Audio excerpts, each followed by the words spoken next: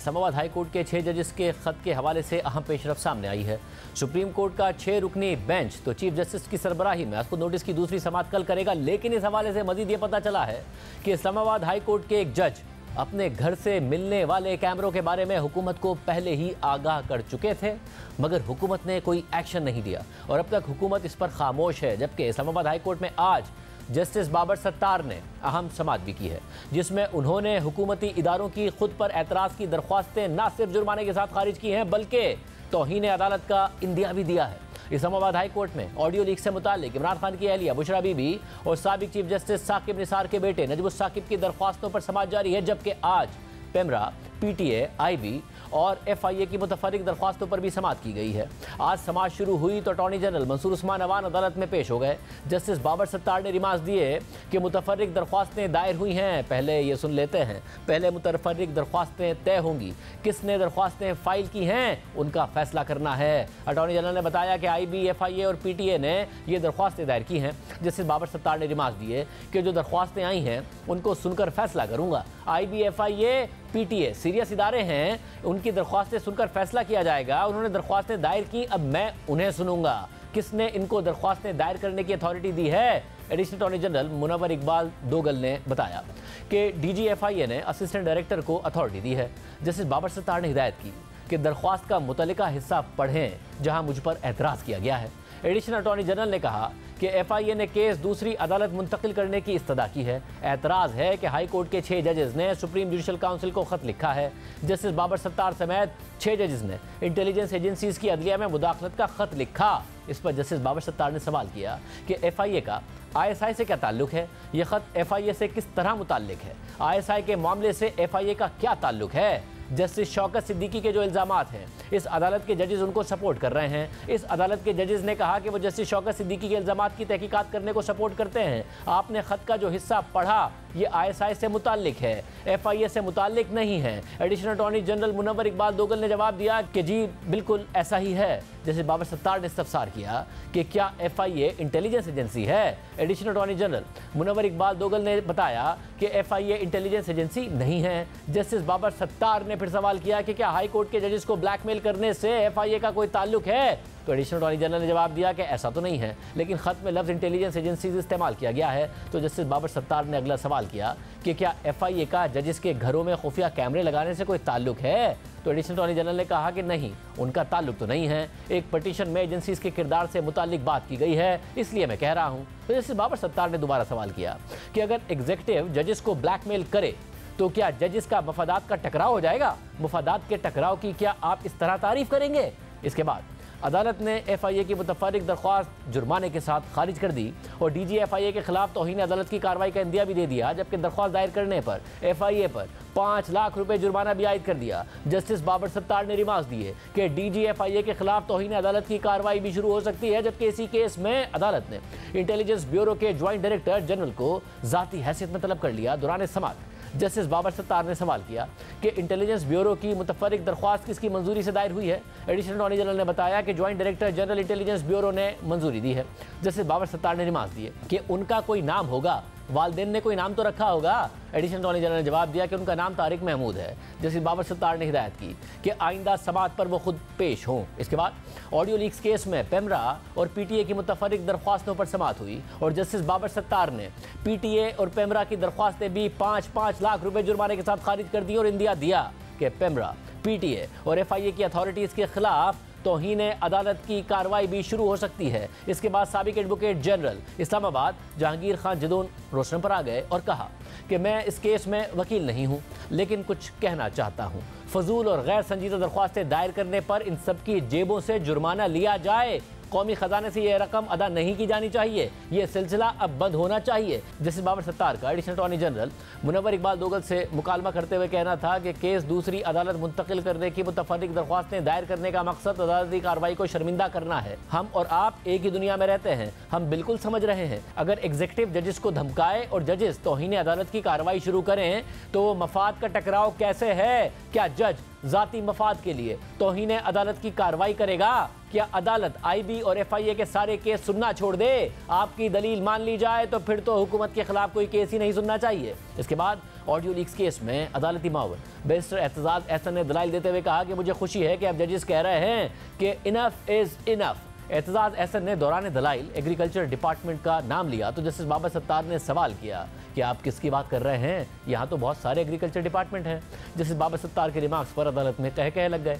Barrister Aitzaz Ahsan ने कहा कि मैं पंजाब एग्रीकल्चर डिपार्टमेंट की बात कर रहा हूँ। जस्टिस बाबर सत्तार ने केस की समाअत मुलतवी करते हुए रिमार्क्स दिए कि आइंदा समाअत की तारीख तहरीरी हुक्मनामे में शामिल होगी। बेनज़ीर भुट्टो केस के मुताबिक किसी की भी जासूसी गैर कानूनी है। क्या यह अदालत सिर्फ एक डिक्लेरेशन दे दे और फेडरेशन उसकी खिलाफ वर्जी करती रहे? कल कोई दरख्वास्त आती है और फेडरेशन आकर कह देती है कि हमने नहीं किया तो क्या होगा? एतजाज एहसन साहिब इस नुक्ते पर अदालत की मुआवनत करें।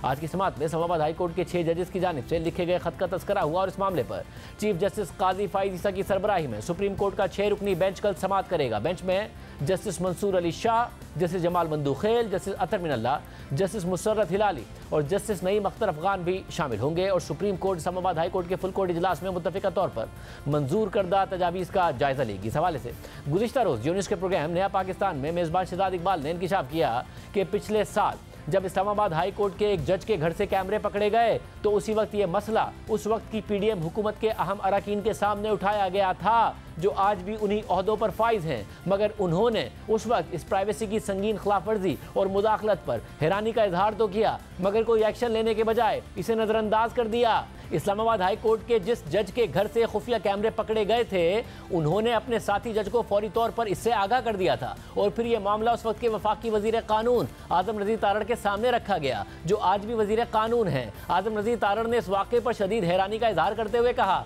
कि यह अमल नाकाबिले बर्दाश्त है मगर उन्होंने इस संगीन मुदाखलत पर कोई एक्शन नहीं लिया। वजीर कानून के बाद उस वक्त के अटॉर्नी जनरल मंसूर उस्मान अवान को भी आगाह किया गया जो आज भी अटॉर्नी जनरल हैं। उन्होंने भी इस पर हैरानी का इजहार करते हुए कहा कि यह अमल किसी सूरत नहीं होना चाहिए लेकिन उन्होंने भी इस पर कुछ नहीं किया। शहजाद इकबाल के मुताबिक यह मामला उस वक्त के ISI हुक्काम के सामने भी उठाया गया मगर उन्होंने भी किसी किस्म की इन्वॉल्वमेंट से इनकार कर दिया जिसका जिक्र 6 जजेस के खत में भी किया गया है। जज के ड्राइंग रूम और बेडरूम से कैमरे निकलने का मामला DG इंटेलिजेंस ब्यूरो के सामने भी उठाया गया जिन्होंने बाद में जज की रिहाइश गाह से मजीद कैमरे तलाश करने के लिए पूरे घर की स्कैनिंग की। ये वही DG IB हैं जो आज भी अपने ओहदे पर फाइज हैं। शहजाद इकबाल के मुताबिक हुकूमत को इस मामले का इल्म पिछले साल से था मगर इसने कोई एक्शन नहीं लिया। अगर हुकूमत उस वक्त कोई एक्शन लेती तो शायद इस्लामाबाद हाई कोर्ट के 6 जजेस को खत लिखने की जरूरत ही ना पड़ती। जजेस ने मुदाखलत का इल्म होने के बाद जिन जिन शख्सियात को इस मामले से आगाह किया वो सारी बातें वो हल्फनामे की सूरत में लिख कर देने के लिए तैयार हैं। वजीर कानून ने इस मामले पर कोई जवाब नहीं दिया जबकि अटॉर्नी जनरल ने इन मालूमात की तरदीद नहीं की और यह कहा कि ये मामला इस वक्त अदालत में ज़ेर बहस है।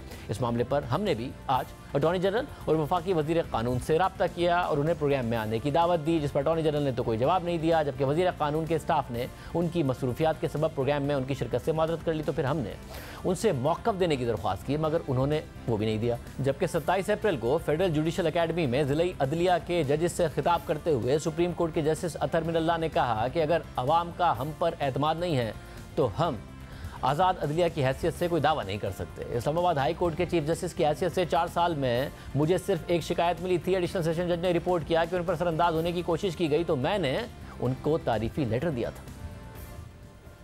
आज़ाद मंच मुनसिफ तभी बन सकता है जब उसको पता हो कि मैंने आजाद ही रहना है। हमें अगर ये एहसास पैदा हो जाए और उसका टेस्ट एक ही है कि आवाम का हम पे एतमाद हो। अगर आवाम का हम पे एतमाद नहीं तो हम एक आजाद अदलिया की हैसियत से कोई क्लेम नहीं कर सकते। हमारे इस्लामाबाद की डिस्ट्रिक्ट जुडिशरी से कुछ हमारे साथ बैठे, मेरे 4 साल में एक शिकायत मिली और एक एडिशनल डिस्ट्रिक्ट सेशन जज ने रिपोर्ट किया कि उसको इन्फ्लुएंस करने की कोशिश की गई। मैंने उसको न सिर्फ एप्रिसिएशन का लेटर दिया, साथ एक सर्कुलर इशू किया कि जो भी किसी को इन्फ्लुएंस करने का अटेम्प्ट भी करेगा वो जज फौरन अपने सीनियर को, डिस्ट्रिक्ट सेशन जज को इत्ला देगा। अगर उसने कोई एक्शन नहीं किया या मुझे चीफ जस्टिस को नहीं बताया प्रॉम्प्टली तो वो फिर मिसकॉन्डक्ट हो। इसके अलावा गुज़िश्ता रोज़ लाहौर में आसमा जहांगीर कॉन्फ्रेंस से खिताब करते हुए सुप्रीम कोर्ट के सीनियर तरीन जज और मुस्तकबिल के चीफ जस्टिस मंसूर अली शाह ने कहा कि हमारे मामलात में कोई बैरूनी मुदाखलत नहीं हो सकती। इस सिलसिले में फायरवॉल होना बहुत ज़रूरी है। बैरूनी मुदाखलत के खिलाफ अदलिया मुत्तहिद। फायर वॉलिंग बहुत जरूरी है, कोई एक्सटर्नल इंटरफेरेंस नहीं हो सकती हमारे मामला। The judiciary will stand united against any interference that comes into our system and we take it seriously. ये नहीं हो सकता, ये हमें देखना है और इस फायर वॉल को डेवलप करना है। I want to say much because हम सुओ मोटो में इस चीज़ को देख रहे हैं। There has to be a firewall, we have to work in all the institutions in the country and I want them to hear me now. All the institutions in the country must realise कि अगर justice नहीं है तो वो नहीं, justice होगा तो सब चलेंगे। उनके लिए भी बेहतर है, उनके लिए भी बेहतर है और उनके लिए भी बेहतर है कि हमारा जस्टिस सिस्टम चले। If you weaken the justice system you weaken yourself. Every institution is weakening itself if you weaken justice system. So I don't understand, there is no rocket science about it. Please, justice system has to be strong, robust and independent for all the other institutions to develop and grow and prosper. It's a simple message, please get through that. पता नहीं क्यों नहीं बात समझ आ रही किसी को। दूसरी तरफ इस्लामाबाद हाई कोर्ट के जस्टिस बाबर सत्तार के खिलाफ कुछ अरसे से सोशल मीडिया पर मनफी प्रोपेगेंडा मुहिम जारी है, जिस पर हुकूमत ने कोई एक्शन नहीं लिया है। मगर गुज़िश्ता रोज़ इस्लामाबाद हाई कोर्ट के तर्जुमान ने प्रेस रिलीज जारी की है, जिसमें वाज़ेह किया गया है कि इस्लामाबाद हाई कोर्ट के जस्टिस बाबर सत्तार के खिलाफ सोशल मीडिया पर झूठी, बदनीयती पर मबनी और तौहीन आमेज़ मुहिम चलाई जा रही है। बदनीयती पर मबनी मुहिम के एक हिस्से के तौर पर खुफिया मालूमात को सोशल मीडिया पर पोस्ट और रीपोस्ट किया गया है, जिसमें झूठे और बदनीयती पर मबनी इल्ज़ामात के साथ मुअज़्ज़िज़ जज, उनकी अहलिया और बच्चों की सफरी दस्तावेज़ात और उनके टैक्स रिटर्न्स में फराहम करदा उनकी जायदाद की तफसीलात भी शामिल हैं। जैसे बाबर सत्तार के पास पाकिस्तान के अलावा कोई और शहरियत नहीं है। उन्होंने ऑक्सफोर्ड यूनिवर्सिटी में रोड स्कॉलर के तौर पर कानून की तालीम हासिल की और हार्वर्ड लॉ स्कूल से ग्रेजुएशन किया। उन्होंने न्यूयॉर्क में कानूनी फर्म के साथ वकील के तौर पर काम किया और अमेरिका में रहते हुए और काम करते हुए गैर मामूली काबिलियत के हामिल शख्स के तौर पर शुमार होने के बाद उन्हें मुस्तकिल रिहायशी कार्ड, जिसे ग्रीन कार्ड भी कहा जाता है, जारी किया गया। वो 2005 में अमेरिका में मुलाजमत छोड़कर पाकिस्तान वापस आए और तब से वो पाकिस्तान में मुकीम हैं और काम कर रहे हैं। जैसे बाबर सत्तार की अहलिया और बच्चे पाकिस्तान और अमेरिका के शहरी हैं। वो 2021 तक अमेरिका में मुकीम थे, लेकिन जस्टिस बाबर सत्तार के इस्लामाबाद हाई कोर्ट के जज के तौर पर तैनात होने के बाद पाकिस्तान वापस आ गए और अब इस्लामाबाद में रहते हैं। जस्टिस बाबर सत्तार के इस्लामाबाद हाई कोर्ट के जज की हैसियत से तकर्रुर से पहले ही उन्होंने chief justice Islamabad high court को रिपोर्ट किया था कि वो पाकिस्तानी शहरी हैं और उनके पास ग्रीन कार्ड है, जिसकी वजह से वो बगैर वीज़े के अमेरिका जा सकते हैं। जस्टिस बाबर सत्तार की वालदा माहिर तालीम हैं, जिन्होंने 1992 में रावलपिंडी में अपनी मिल्कियत के तौर पर एक स्कूल कायम किया। जस्टिस बाबर सत्तार का इसमें कोई मिल्कियती मफाद नहीं है और वो इसके इंतज़ाम से वाबस्ता नहीं है। जज मुकर्रर होने से पहले उनकी कानूनी फर्म ने स्कूल के कानूनी मुशीर के तौर पर काम किया और अपनी कानूनी खिदमात के लिए फीस वसूल की। जिस बाबर सत्तार पाकिस्तान और अमेरिका में असासों के मालिक हैं, जो उनके टैक्स गोशवारों में दर्ज हैं और ये असासे उनके जज बनने से पहले जुडिशल कमीशन ऑफ पाकिस्तान ने जांचे थे। तमाम रियल एस्टेट असासे जो उनके पास हैं वो या तो विरासत में मिले या उस वक्त हासिल किए गए जब वो वकील थे। जज के तौर पर अपने तकर्रुर के बाद से उन्होंने कोई रियल एस्टेट असासा हासिल नहीं किया। वो किसी भी कारोबारी इदारे के इंतजाम से वाबस्ता नहीं है। बाहैसियत जज उन्होंने किसी ऐसे केस की समाअत नहीं की जिसमें उनके ख़ानदान के किसी फ़र्द का कोई भी मफाद हो। ये प्रेस रिलीज इसलिए जारी की जा रही है कि इस्लामाबाद हाई कोर्ट के जजों के ज़ाब्ता अखलाक को बरकरार रखने और नाफिज करने के लिए पुरअज़म है और अवामी इख्तियारात का इस्तेमाल करने वाले इदारे के तौर पर यह पाकिस्तान के अवाम के सामने जवाबदेह है। ये तो थी जस्टिस बाबर सत्तार के हवाले से इस्लामाबाद हाई कोर्ट की वजाहत, लेकिन 6 जजेस के खत के मामले पर कल सुप्रीम कोर्ट में अहम समाअत होगी।